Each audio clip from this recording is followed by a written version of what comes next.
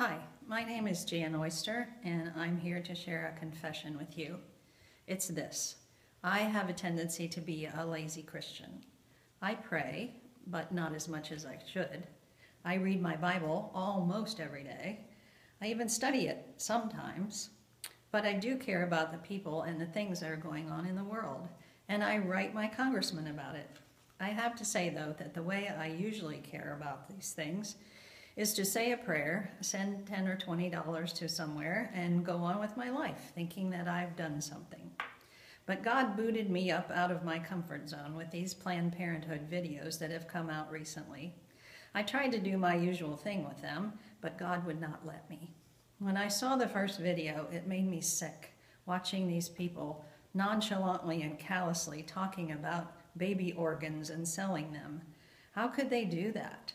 By the time I saw clips of the second video, I knew something needed to be done. But what? I'm only one person. I can't change the world. Matthew West has a song out where he looks at all the evil and pain in the world and he shouts, "God, why don't you do something?" Do you know what God answered him? He says, "I did. I created you." I believe these videos were a gift from God to stir us up and show us what needs to be changed. When the third video came out, I was challenged to watch it. It was like God said to me, "Look at this evil and know it, and you will not be able to walk away." I watched it, and as I saw those workers making jokes over a dish full of baby parts, as if they were vegetables or a plate of fried chicken, I knew I had to take a stand against this evil. Proverbs 31:8 says, "Open your mouth for those who cannot speak for themselves, in the cause of all who are appointed to die." I use the word evil, and it is. A 3-year-old child could tell you that it's evil. We've lost 55 million lives since 1973, more than the Jewish Holocaust, the Cambodian killing fields, the Armenian massacres, and 35 other genocides put together. Every year, our government gives more than $500 million to Planned Parenthood. That's my taxes. That's your taxes. In 2014, that was over $1.4 million a day. It has to stop.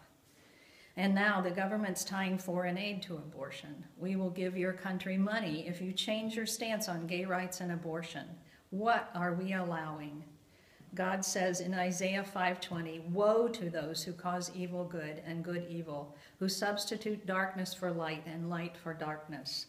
He also says in Proverbs 17:15, "He who justifies the wicked and he who condemns the just, both of them alike are an abomination to the Lord."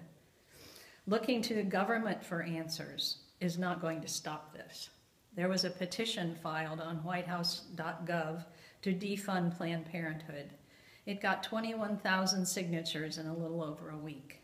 At the same time, a petition was filed to punish a lion hunter. It got over 1.2 million signatures in the same time period. The public is fickle, they are not easily involved, and they forget easily. So what do? We who stand for Christ, we who are supposed to be salt and light in this world. I believe God is looking for people who share his heart, people who pray, "God, break my heart for what breaks yours." And this certainly is one of those things. God broke my heart over these lost children, but he also broke my heart over the women who have believed the lies and gone through this procedure thinking it was nothing, and now they see the truth. And I pray for those who have seen this and who are in pain. I pray for the hurt this must be causing. And I believe God is looking to see if his followers are willing to stand up and say, "Enough. I am not part of this.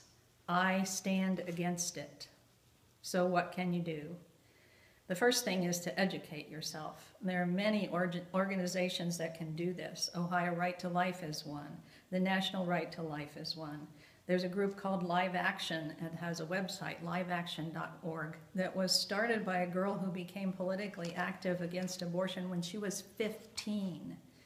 Some people say these videos have been edited and we don't need to pay attention to them because they're not telling the truth. But you can see the uncut videos at centerformedicalprogress.org.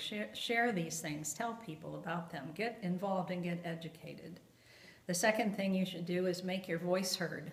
The media and politicians pay attention to what's trending, so share things on Facebook and Twitter and share them on Instagram. Write to the newspapers, write a blog, share things on YouTube. Write to your congressman, sign the petition to defund Planned Parenthood. Make your voice heard. And give. They need funds too.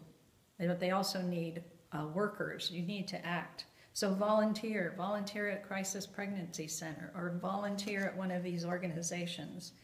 There is an opportunity on October 4th coming up, the Life Chain, where you can go and stand for life out on the streets and pray for an hour. If you don't know about this, Marian Citizens for Life can help you learn about this. And tell your pastor, get your church involved. And vote for pro-life candidates. Find out what these men and women stand for that are running for office. If you can't find it, ask someone. There are many organizations that can help you. And finally, pray. Pray for the doctors and the nurses. Some of them have left this profession because of the pressure or because their hearts have changed. Pray for them. Pray for the workers there and the technicians, that God will take their heart of stone and give them a heart of flesh, and they will see what they're doing. And pray for our politicians. There was a man named Dietrich Bonhoeffer who was a pastor in Germany during World War II, during the Holocaust, and he said this: "Silence in the face of evil is evil itself. God will not hold us guiltless. Not to speak is to speak. Not to stand is to stand. I, for one, am ready to stand. I hope you do the same."